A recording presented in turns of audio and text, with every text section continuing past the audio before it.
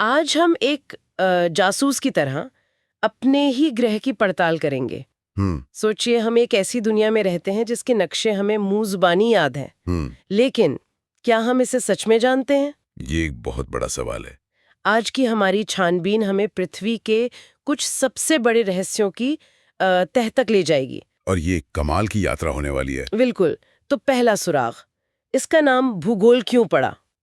फिर हम उन सबूतों की जांच करेंगे जिनसे पता चला कि इसका असली आकार कैसा है। और अंत में वो सबसे दिलचस्प हिस्सा। हाँ, हम एक ऐसे राज से पर्दा उठाएंगे जो दशकों से समंदर की गहराइयों में छिपा था। एक खोए हुए महाद्वीप का मामला। पृथ्वी की कहानी मतलब किसी भी जासूसी उपन्यास से ज्यादा रोमांचक है। इसमें अरबों साल के ट्विस्ट और टर्न है। तो चलिए अपनी जासूसी शुरू करते हैं पहले सुराग से। ये शब्द भूगोल सुनने में तो काफी सीधा साधा लगता है ना? हाँ, मतलब भू यानी धरती। हाँ, और नहीं, हिंदी में इसका अर्थ बिल्कुल साफ है। लेकिन दिलचस्प बात यह है कि हजारों साल पहले एक अलग सभ्यता में यूनानियों ने भी ठीक यही सोचा था। अच्छा। हाँ, उन्होंने इसे ज्योग्राफी कहा। जियो यानी पृथ्वी और ग्रपो मतलब अच्छा, वर्णन करना। ओह, तो पृथ्वी का वर्णन। बिल्कुल। तो दुनिया के दो अलग अलग कोनों में लोगों को यह एहसास हुआ कि इस ग्रह को समझना है तो उसका वर्णन करना होगा, उसकी कहानी बतानी होगी। मतलब ये सिर्फ जमीन और पानी के बारे में नहीं है, ये उसकी कहानी सुनाने के बारे में है। सही बात। और हर कहानी के कुछ हीरो होते हैं। जब हम किसी विषय के जनक या फादर की बात करते हैं तो अक्सर एक ही नाम दिमाग में आता है। पर यहाँ कहानी थोड़ी अलग है। बिल्कुल, और यही इस विषय की खासियत दिखाता है। कई नाम हैं, लेकिन अगर किसी एक को चुनना हो तो वो इरेटोस्थनीज होंगे। इराटोस्थनीज। सोचिए, 2000 साल से भी पहले बिना किसी सैटेलाइट या आधुनिक उपकरण के इस आदमी ने सिर्फ परछाइयों और गणित का इस्तेमाल करके पृथ्वी की परिधि यानी उसका घेरा नाप लिया था। एक मिनट, क्या सिर्फ परछाइयों से? ये कैसे मुमकिन है? उन्होंने देखा कि साल के एक खास दिन एक शहर में कुएं के अंदर सीधी धूप पड़ती थी। मतलब सूरज ठीक सिर के ऊपर था। हाँ, और उसी दिन उसी समय दूसरे शहर में एक खंभे की परछाई बन रही थी। दोनों शहरों के बीच की दूरी उन्हें पता थी। तो उस परछाई का कोण? बस उस परछाई के कोण और उस दूरी का इस्तेमाल करके उन्होंने कमाल की सटीकता से पूरे ग्रह का आकार नाप लिया। उन्होंने ही इस विषय को ज्योग्राफी नाम दिया और इसे कहानियों से निकालकर एक व्यवस्थित विज्ञान बनाया। वाह, ये तो किसी चमत्कार जैसा लगता है। तो भूगोल की शुरुआत थी एक तरह की जासूसी से हुई। बिल्कुल। अब आते हैं हमारे ग्रह के पहचान पत्र पर। इसके कुछ आंकड़े तो दिमाग को चकरा देते हैं। कुल क्षेत्रफल 51 करोड़ वर्ग किलोमीटर और उम्र लगभग 4.6 अरब साल। 4.6 अरब साल? ये संख्या इतनी बड़ी है कि हमारा दिमाग इसे समझ भी नहीं पाता। सही बात है। इसे ऐसे समझिए, अगर पृथ्वी के पूरे इतिहास को हम एक कैलेंडर साल मान लें, जनवरी से दिसंबर तक, तो डायनासोर्स लगभग 15-20 दिसंबर के आसपास आए और 26 दिसंबर को खत्म हो गए। और हम इंसान, हाँ, हम 31 दिसंबर की रात 11:58 के आसपास आए हैं। क्या बात कर रहे हैं? मतलब हम इस ग्रह पर बस कुछ ही पलों के मेहमान हैं। ये सोचना ही विनम्र बना देता है। और इन आंकड़ों में एक और चीज है जो मुझे हमेशा हैरान करती है।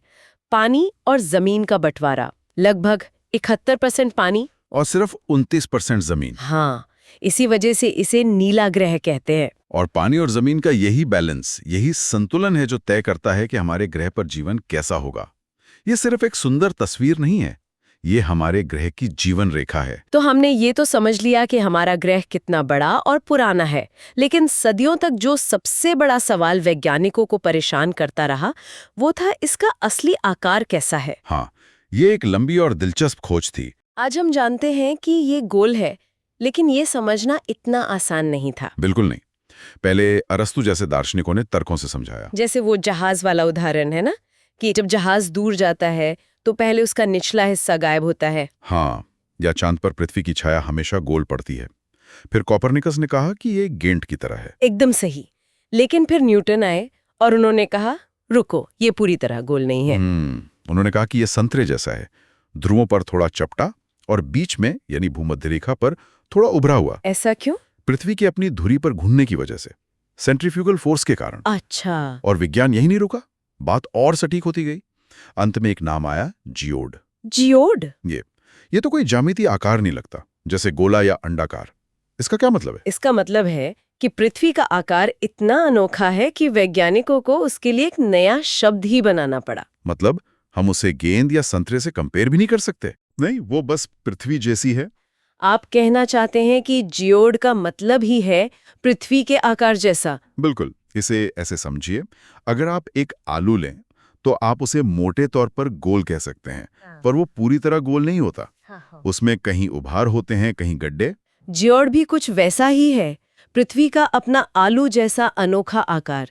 इस पर कहीं ऊंचे हिमालय जैसे पहाड़ हैं, तो कहीं मारियाना ट्रेंच जैसी गहरी खाइयां। तो ये मानना कि हमारा ग्रह परफेक्ट गोला नहीं है, बल्कि अपनी तरह का एक अनोखा उबड़-खाबड़ पिंड है, ये विज्ञान की विनम्रता को दिखाता है। एकदम सही। तो हमने ये तो समझ लिया कि पृथ्वी का आकार कितना जटिल है, लेकिन इसकी सतह की कहानी तो और भी ज्यादा नाटकीय है। आज हम दुनिया का जो नक्शा देखते हैं, वो हमेशा से ऐसा नहीं था। बिल्कुल नहीं। चलिए समय में पीछे चलते हैं, बहुत पीछे, जब दुनिया बिल्कुल अलग दिखती थी। हाँ, लगभग 30 करोड़ साल पहले।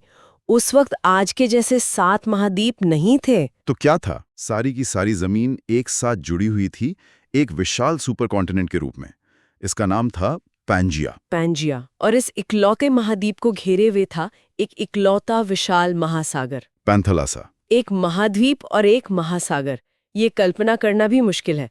फिर ऐसा क्या हुआ कि ये विशाल जमीन का टुकड़ा टूट गया? इसके नीचे की जमीन, जिसे हम टेक्टोनिक प्लेट्स कहते हैं, हमेशा से गतिशील रही है।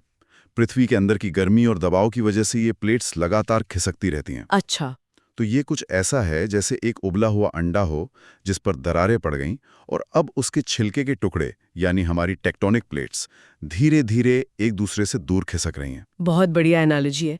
तो इस एक विशाल अंडे का छिलका 2 बड़े टुकड़ों में टूट गया। हाँ, लॉरेंशिया और गोंडवाना लैंड। लॉरेंशिया से उत्तरी अमेरिका, यूरोप और एशिया बने। और गोंडवाना लैंड से दक्षिण अमेरिका, अफ्रीका, ऑस्ट्रेलिया और अंटार्कटिका बने। और एक बहुत ही दिलचस्प हिस्सा भी, भारतीय उपमहाद्वीप। 1 मिनट, भारत? पर भारत तो उत्तरी गोलार्ध में है। ये गोंडवाना लैंड का हिस्सा कैसे हो सकता है जो दक्षिणी गोलार्ध में था? हाँ, ये तो नक्शे पर बिल्कुल उल्टा लगता है। वही तो। यही तो इस कहानी का सबसे नाटकीय मोड़ है। भारतीय प्लेट गोंडवाना लैंड से टूटी और करोड़ों साल तक उत्तर की ओर सफर करती रही। हाँ, ये इतिहास की सबसे तेज गति से बढ़ने वाली प्लेट थी। और फिर लगभग 5 करोड़ साल पहले इसने एशियाई प्लेट से जबरदस्त टक्कर मारी। और उस टक्कर का नतीजा? उस टक्कर का नतीजा है दुनिया के सबसे ऊंचे पहाड़ हिमालय। ओह! 2 महाद्वीपों के टकराने से जमीन ऊपर उठ गई और आज भी उठ रही है। हिमालय हर साल कुछ मिलीमीटर बढ़ रहा है। गजब! तो हाँ, भारत भौगोलिक रूप से एक दक्षिणी महाद्वीप का हिस्सा है जो आज उत्तरी गोलार्ध में है। बिल्कुल। तो इसका मतलब हम आज भी पैंजिया के टूटने के दौर में ही जी रहे हैं, बस ये प्रक्रिया इतनी धीमी है कि हमें महसूस नहीं होती। सही पकड़ा। ये सोचना ही कमाल है कि आज का नक्शा भी फाइनल नहीं है। खैर, आज हमारे पास 7 महाद्वीप हैं। क्षेत्रफल के हिसाब से क्रम सीधा है। एशिया सबसे बड़ा, फिर अफ्रीका और सबसे छोटा ऑस्ट्रेलिया। हाँ, ये वो क्रम है जो हम सब स्कूल में पढ़ते हैं। लेकिन जब हम जनसंख्या को देखते हैं तो कहानी बहुत दिलचस्प हो जाती है। हाँ, एशिया यहाँ भी नंबर 1 पर है। दुनिया की 60% से ज्यादा आबादी यहीं है। लेकिन फिर क्रम बदल जाता है। कैसे? यूरोप, जो क्षेत्रफल में छठा है, जनसंख्या में तीसरे नंबर पर आ जाता है। अच्छा, ये बताता है कि भूगोल सिर्फ जमीन का आकार नहीं, बल्कि इतिहास, जलवायु और संस्कृति भी है। एकदम। और इस लिस्ट में सबसे नीचे कौन है? सबसे नीचे है अंटार्कटिका। क्षेत्रफल में 5वां सबसे बड़ा महाद्वीप, लेकिन आबादी लगभग 0। हाँ, वहाँ कोई स्थायी आबादी नहीं है। सिर्फ 1000 से 5000 वैज्ञानिक और स्टाफ रहते हैं जो रिसर्च के लिए जाते हैं। ये एक पूरा महाद्वीप है जो सिर्फ विज्ञान और खोज के लिए समर्पित है। यह अपने आप में एक अनोखी बात है। ठीक है, अब हम अपनी जासूसी के अंतिम और सबसे रहस्यमय हिस्से पर पहुंच गए हैं, जिसका जिक्र मैंने शुरू में किया था। क्या 7 महाद्वीपों के अलावा एक 8वां महाद्वीप भी है जो हमसे छिपा हुआ है? ये भूगोल की दुनिया का सबसे बड़ा खुला रहस्य है और इसका नाम है ज़ीलैंडिया। ज़ीलैंडिया? ये नाम ही किसी खोई भी दुनिया जैसा लगता है। ये है कहाँ, और अगर ये है तो हमें दिखता क्यों नहीं? ये न्यूजीलैंड के ठीक नीचे और ऑस्ट्रेलिया के पूर्व में है। और ये हमें इसलिए नहीं दिखता क्योंकि इसका लगभग 94% हिस्सा प्रशांत महासागर में डूबा हुआ है। 94%? हाँ, सिर्फ न्यूजीलैंड और कुछ छोटे द्वीप ही हैं जो पानी के ऊपर इसकी चोटियों के तौर पर दिखाई देते हैं। 94% पानी के नीचे? तो फिर इसे एक महाद्वीप क्यों कहा जा रहा है? ये तो समुद्र का एक बड़ा ऊंचा तल भी तो हो सकता है। यही सवाल वैज्ञानिकों ने भी पूछा, और जब उन्होंने जांच की तो उन्हें 3 बड़े सबूत मिले। क्या सबूत? पहला, इसकी जमीन यानी इसकी क्रस्ट आसपास के समुद्री तल से कई ज्यादा मोटी और कम घनी है, ठीक वैसी ही जैसे महाद्वीपों की होती है। अच्छा। दूसरा, इसका क्षेत्रफल लगभग 50 लाख वर्ग किलोमीटर है, जो भारत से भी बड़ा है। और तीसरा, ये भूवैज्ञानिक रूप से एक ही टुकड़ा है जिसकी अपनी साफ सीमाएं हैं। मतलब ये गोंडवाना लैंड का ही एक हिस्सा है? हाँ, जो करोड़ों साल पहले टूटकर अलग हुआ और धीरे धीरे समुद्र में समा गया। तो अगर ये महाद्वीप है तो इसका मतलब है कि कभी ये पानी के ऊपर रहा होगा। क्या इस पे जीवन था? जंगल, जानवर? आपके सवाल बिल्कुल सही हैं और वैज्ञानिक इन्हीं के जवाब ढूंढ रहे हैं। सबूत बताते हैं कि हाँ, इसका ज्यादातर हिस्सा कभी पानी के ऊपर था। वहां डायनासोर भी घूमते थे। फिर ऐसा क्या हुआ कि ये पूरा का पूरा महाद्वीप समुद्र में समा गया? टेक्टोनिक प्लेट्स की हलचल की वजह से इसकी जमीन खिंचने लगी, पतली होने लगी और धीरे धीरे पानी के नीचे डूब गई। ये एक धीमी, करोड़ों साल तक चलने वाली प्रक्रिया थी। तो क्या इसे आधिकारिक तौर पर 8वां महाद्वीप मान लिया गया है? क्या अब हमें स्कूल की किताबों में 8 महाद्वीप पढ़ने को मिलेंगे? अभी नहीं। 2017 में भूवैज्ञानिकों के एक बड़े समूह ने इसे 8वें महाद्वीप के रूप में मान्यता देने के लिए सारे सबूत पेश किए। तो फिर? वैज्ञानिक समुदाय में इसे लेकर काफी हद तक सहमति है, लेकिन इसे अभी तक अंतर्राष्ट्रीय स्तर पर या पाठ्यपुस्तकों में आधिकारिक दर्जा नहीं मिला है। इस पर बहस जारी है। ये हमें याद दिलाता है कि भूगोल कोई स्थिर विषय नहीं है। हम आज भी अपने ग्रह की खोज कर रहे हैं। बिल्कुल। तो हमारी आज की जासूसी का क्या नतीजा निकला? हमने भूगोल शब्द के अर्थ से शुरुआत की और जाना कि ये सिर्फ पढ़ने नहीं बल्कि पृथ्वी की कहानी सुनाने का विज्ञान है। और हमने देखा कि कैसे हजारों साल पहले ही इंसानों ने सिर्फ परछाइयों से इस ग्रह का आकार नाप लिया था। फिर हमने पृथ्वी के आकार की पहेली को सुलझाया। ये कोई साधारण गेंद नहीं बल्कि एक अनोखा जियोड़ है। और हमने समय में एक लंबी छलांग लगाई, पैंजिया के दौर से जब सारी दुनिया एक थी, उसके टूटने और आज के 7 महाद्वीप के बनने तक की नाटकीय कहानी देखी। और अंत में ज़ीलैंडिया के रहस्य ने हमें ये सोचने पर मजबूर कर दिया कि हम अपने ग्रह के बारे में अभी भी कितना कम जानते हैं।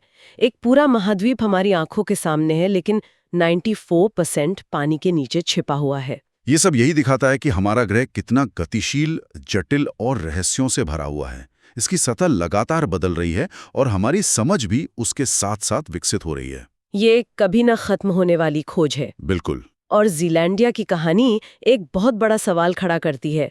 अगर भारत से भी बड़ा एक भूभाग हमारी नज़रों से लगभग छिपा रह सकता है, तो हमारे महासागरों की उन गहराइयों में जहां इंसान आज तक नहीं पहुंच पाया है, और कौन-कौन से भौगोलिक रहस्य या शायद पूरी की पूरी खोई हुई दुनियाएं छिपी हो सकती हैं, जिनका खुलासा होना अभी बाकी है।